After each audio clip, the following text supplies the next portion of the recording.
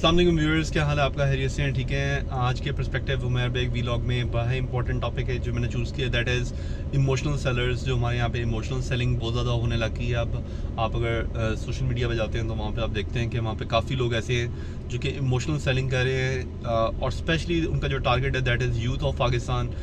वो wrong numbers हैं basically, I would say. Basically क्योंकि दे आर सेलिंग इमोशंस। आप उनकी पोस्ट देखें तो वो उसमें उन्होंने कोई ना कोई इमोशनल बात डाली होगी जिससे उनको रिस्पॉन्सेज मिले, कोई ऐसी इमोशनल बात डाली होगी जिनसे उनको कमेंट्स मिलें, और उनका एक स्टाइल है ऑपरेट करने का। फ्रेंकली स्पीकिंग उनका स्टाइल है, they are always sounding very sweet, or they are always sounding very courteous, and all good, all smiles all the time, reflect positive and selfless image. But in fact आप अगर उनको थोड़ा सा जज करें, थोड़ा सा ऊपर से कुरेदें, थोड़ा सा डीप डाउन डिग करें तो आपको आइडिया होगा कि वो लोग काफ़ी सेल्फ सेंटर्ड हैं और काफ़ी सेल्फिश हैं, टू बी वेरी फ्रैंक, और वो सेल्फ ऑब्सेस्ड भी हैं बाय द वे। और उसके सारा रीज़न ये है कि वो अपने they are focused on earning for their own self, अपने लिए अपना एक सेल्फ जो है ना परसुइंग एजेंडा है उनका। और हमारी यूथ जो है वो बेसिकली एक इमोशनल जो उनकी एक टॉक है, या इमोशनल एक स्वीटनेस जो वो अपनी शो करते हैं आवाम को, चाहे वो आपके मर्दों को, मतलब हमारी यूथ मैन को करें, बॉयज़ को करें, या फिर यूथ फीमेल्स को करें। You need to understand this, we need to understand this कि ये लोग they are pursuing their own agenda और नॉट।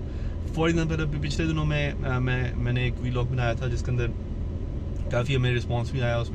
उसमें ये था कि जो आजकल वुमेन एम्पावरमेंट के लोग जो चैम्पियन बन रहे हैं, बेसिकली वो NGOs हैं, या फिर आजकल इन्फ्लुएंसर्स भी हैं, और कुछ ऐसी कंपनीज भी आ गई हैं वुमेन एम्पावरमेंट की, जो कि जो है ना फीमेल्स के मैटर्स को काफ़ी जो है ना बड़ा एडवोकेट कर रही हैं। और इनफैक्ट अगर आप उनको देखें तो they are getting funding from abroad, they are getting funding in dollars. Why they are getting funding in dollars?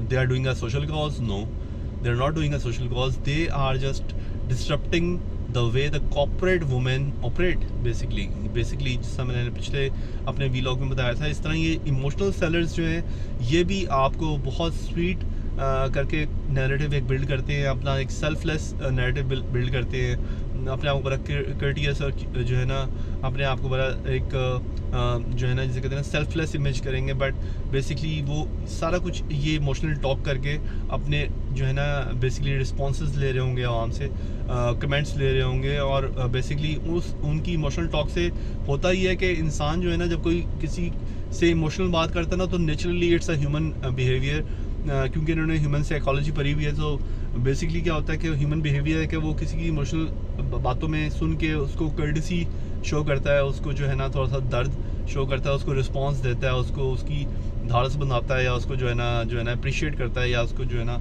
Encourage करता है। सो ये वो टैक्टिक है वो यूज़ कर रहे होते हैं। सो हमारे यहाँ पे जो यूथ है वो सुनती है, वो समझती है। जैसे ये जो लोग हैं ना, ये जो बात कर रहे हैं ना, they are on they take it for the face value, they don't realize this कि they are doing it for a reason. So ये चीज़ समझने वाली है। और आप ये अपने लिंक्डइन पे देख लें, आप अपने सोशल मीडिया फेसबुक इंस्टाग्राम पे देख लें, इवन कि मेन स्ट्रीम मीडिया पे देख लें, आपको ये चीज़ें काफ़ी वहाँ पे कॉमन मिलेंगी। So you have to even मैं इसके अंदर एक और चीज़ भी ऐड करता हूँ कि कुछ आपके इवन के कंपनी के अंदर जो आपके मैनेजर्स हैं या बॉसेस जो हैं, आप you have to be aware of them as well, कि आपको वो कुछ इस तरह की बातें करके इमोशनल करते हैं। They know you as a personality, they have judged you probably. सो वो आपसे इस तरह की बातें इमोशनली करेंगे कि they will keep you always under emotional prison.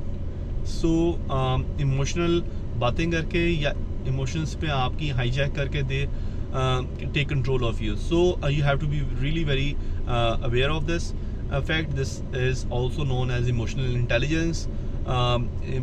ये आजकल पढ़ाया भी जाता है, लोगों ने पढ़ा भी हुआ है और इसको समझा भी हुआ है, और लोग इम्प्लीमेंट कर रहे हैं irrespective of its consequences. And trust me on this, इसके बड़े जो है ना severe consequences होते हैं। एक मैं कंपनी में था, उसमें जो CEO था उसने जो एक लड़की थी, एक बेसिकली वो एक डिपार्टमेंट में थी, उसने इतना इमोशनली स्ट्रेस किया हुआ था कि she got into depression by the way. और उसके अलावा बाकी जो कंपनीज के लोग थे वो भी तकरीबन more of the less same state में थे।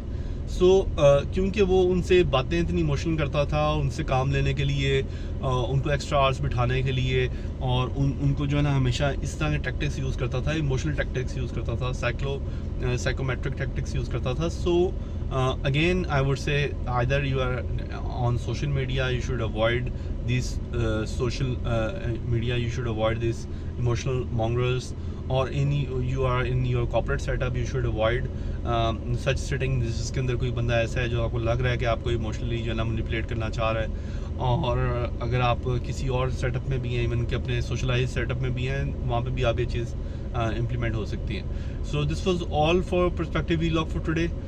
आई hope you have good perspective of this, और अपना पर्सपेक्टिव ज़रूर शेयर करिएगा in the comment section, and इंशाल्लाह see you in the next one. Take care. अल्लाह हाफ़िज़.